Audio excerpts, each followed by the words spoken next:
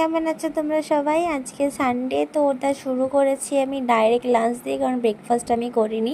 বিকেলবেলা বেরিয়েছিলাম একটা বান্ধবীর সাথে দেখা করতে, অফিস ফ্রেন্ড। তো সেক্ষেত্রে ওখানে গিয়ে চা খেয়েছিলাম, ওর সাথে অনেক গল্প ছিল। বাট সকাল থেকে যদি আমার মুডটা অনেকটাই অফ ছিল, বাট সাডেন ও আসাতে আমাকে ডাকাতে তো মুডটা ঠিকঠাক হয়েছিল। বাট একটা ইনসিডেন্সে আমার মুডটা ঠিক হয়েছিল, সেটা হচ্ছে রাস্তায় একটা র্যান্ডম মেয়ে আমাকে বলেছিল যে আমার হেয়ারটা খুব সুন্দর লাগছে, মানে হেয়ার স্টাইলিংটা খুব সুন্দর লাগছে। তার জন্য আমার সত্যি মনটা তো খুশ হয়ে গেছে, একটা র্যান্ডম একটা কমেন্টে, একটা র্যান্ডম একটা কমপ্লিমেন্টে। যাই হোক, তো ওখান থেকে আমরা মোমো খেয়েছিলাম। ও যেহেতু ভেগান, তো ভেজ খেয়েছিল, আমি হচ্ছে নন ভেজ খেয়েছিলাম।